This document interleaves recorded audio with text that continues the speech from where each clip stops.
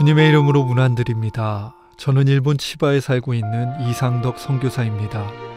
지난 2013년 6월 아내와 큰딸 다인이와 함께 일본의 무목교회를 섬기기 위해 이곳으로 왔습니다. 현재는 일본 기독교단 치바 혼초교회에서 부목사로 섬기며 일본 교회를 배우고 있습니다. 저는 1972년 강원도 원주에서 태어나 군인이셨던 아버지 밑에서 자랐습니다. 의례 직업 군인을 아버지로 둔 가정이 그렇듯 어린 시절의 기억은 자주 이사를 다녔던 것입니다. 그러다 보니 친구들을 사귈 기회는 적었고 조금은 외로웠던 어린 시절을 보내야만 했습니다. 하지만 어디를 가든지 항상 있었던 교회는 저희의 좋은 친구이자 마음의 위안이었습니다. 그 덕분이었을까요? 어린 나이였지만 예수님이 저를 위해 죽으셨다는 사실이 믿어지기 시작했고 고등학교 1학년 때 하나님께 당신의 종이 되고 싶다고 말씀드렸습니다. 하나님께서는 제 기도를 들으셨는지 고등학교 졸업 후 신학교에 갈 수 있도록 길을 열어주셨고 6년간의 신학교에서의 생활은 제 인생의 많은 부분들을 바꾸어 놓았습니다. 특히 군 복무를 마치고 어학연 수차 떠났던 미국에서 제 인생에 아주 중요한 사건이 일어났는데 그것은 도서관에서 우연히 보게 된 한 권의 그림책으로부터 시작되었습니다. 저는 5대째 하나님을 믿는 가정에서 태어났고 그런 신앙의 어른들이 계심이 늘 자랑이었습니다.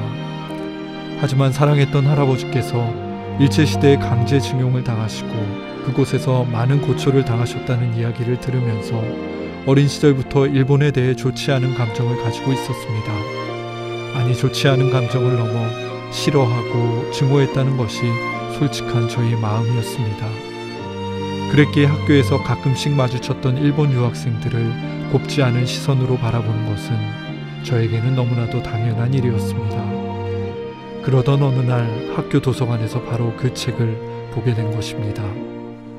그 책 속에는 원자폭탄의 버섯 구름과 강물로 뛰어드는 사람들, 고통으로 일그러져 있는 참혹한 얼굴들이 고스란히 담겨져 있었습니다. 그 충격이 얼마나 컸던지 그날 밤 저는 한숨도 잠을 이룰 수 없었고 다음날 일본 유학생을 찾아가 그 책을 보여주며 처음으로 깊은 대화를 나누기 시작했습니다. 그 친구는 원폭 투하뿐만 아니라 일본 본토 공습의 처참한 광경들을 들려주었고 저는 식민지 시대에 많은 한국인들이 당했던 아픔들을 전해주었습니다. 그러면서 우리는 조금씩 서로를 알아가기 시작했고 그동안 마음속에 품고 있었던 분노와 증오의 감정들이 하나둘씩 사라지기 시작했습니다. 한국으로 돌아온 저는 조금씩 일본 선교를 이끄시는 하나님의 손길을 느끼기 시작하였습니다. 그리고 반년 후인 1998년 봄 하나님께 일본 선교를 위해 작은 보탬이라도 되고 싶다고 말씀드리며 목사가 될 수 있는 길을 잠시 내려놓고 2001년 봄 일본 오사카로 훈련을 떠났습니다. 오사카에서의 생활은 제 자신을 돌아보며 일본을 배우고 일본에 대한 하나님의 인도하심을 확인하는 시간이었습니다. 특히 그 기간 동안 많이 느꼈던 것은 꾸준함과 거룩함이었습니다.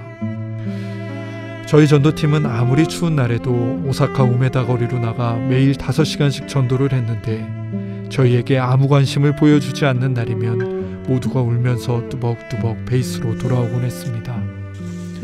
그 눈물의 발걸음이 얼마나 무거웠는지 아마도 하나님께서는 우리보다 더 슬퍼하셨을 것 같습니다.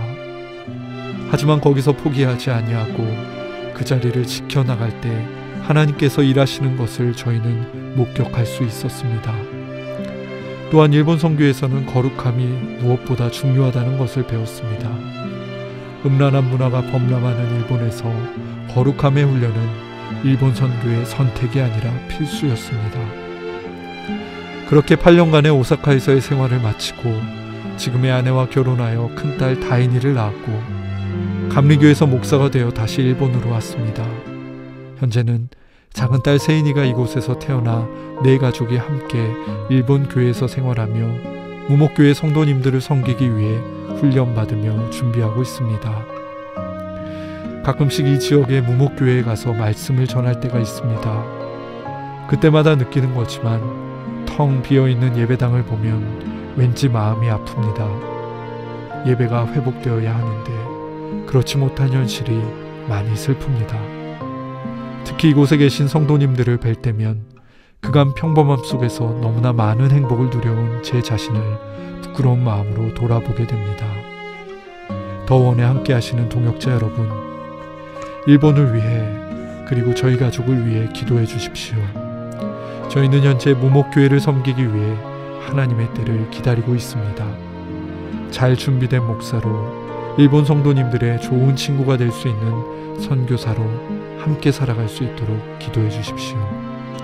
그리고 무엇보다 이곳에 하나님의 예배가 회복될 수 있도록 외로이 교회 문을 뒤로 한 채 돌아서야 하는 성도님들이 더 이상 생기지 않도록 그렇게 말입니다. 치바에서 이상덕 오윤정 선교사였습니다.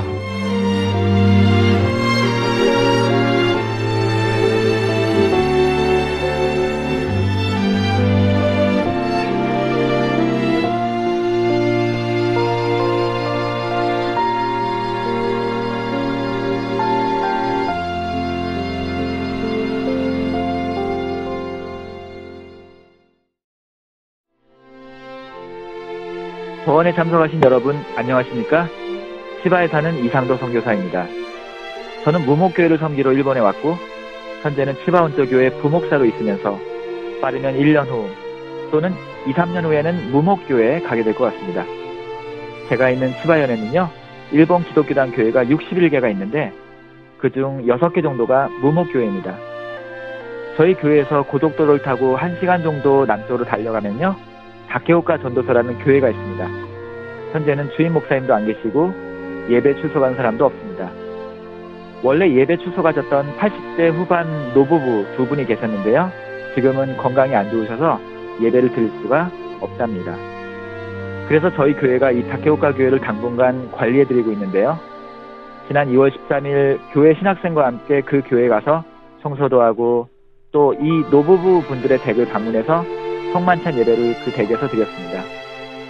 이분들이 찬송하는 모습, 빵과 포도주를 받으시는 모습을 보면서 얼마나 이분들이 예배를 사모하셨는지 강하게 느낄 수 있었습니다. 예전에도 제가 다케오카 교회는 몇 번 설교 지원을 갔었는데요. 그때도 이분들은 몸이 안 좋으시면서도 젊은 목사에게 차라도 대접해 주겠다며 불편한 몸을 이끄시고 섬겨주시는 그 모습에 저는 감동을 여러 번 했습니다. 그런데 이런 다케오카 교회가 말씀드렸던 것처럼 이제 목사님도 안 계십니다. 실질적 예배 출석자도 없는 교회가 되고 말았습니다. 참으로 안타깝습니다. 더원에 참석하신 모든 분들께 부탁드리고 싶습니다. 일본 선교를 하는 방법 여러 가지가 있겠지만 부디 무목교회에도 관심을 좀 가져주십시오. 누군가는 역시 많은 사람이 있는 도시에 가서 전도를 해야겠지만 여러분 중에 누군가는 저처럼 무목교회를 지키기 위해 조금 외진 곳으로 함께 가셨으면 합니다. 그리고 제가 일본 선교를 준비하는 모든 분들께 부탁의 말씀을 감히 드려도 될까요? 제일 중요한 것은 개인 영성 관리입니다. 선교지는 유혹과 시련이 많은 곳입니다. 그리고 두 번째로 중요한 것은 역시 언어입니다.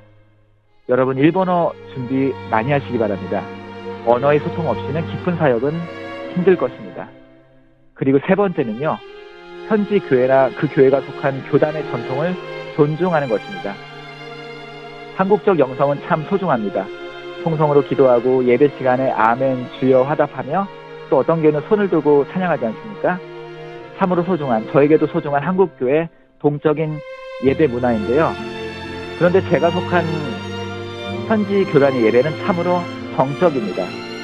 화끈한 믿음을 가진 분이라면 꽤나 답답하실지도 모르겠네요. 하지만 은혜가 될 때까지 일본 현지 교회 예배 전통을 잘 배우셨으면 합니다. 그럴 때 일본 현지 교회의 소중한 전통을 존중하는 바로 그 사람에게 현지 교단도 안심하고 무목교회를 맡길 거라고 생각합니다. 하나님께서 일본 교회에 부흥을 주시기 전까지, 그때까지 잠시 저와 함께 무목교회를 지키는 위대한 사역에 헌신하실 분들이 많이 생겨나기를 기도할 뿐입니다. 끝으로 지난주가 한국은 설날이었죠. 여러분께 일본에서 새해 인사를 올리겠습니다. 여러분 올 한해도 건강하시고 하나님이 주시는 참복을 많이 누리시고요. 특히 특히 이번 사순절 기간 주님의 특별한 인도하심이 여러분 한 분 한 분에게 있기를 기도하겠습니다. 여러분 감사합니다.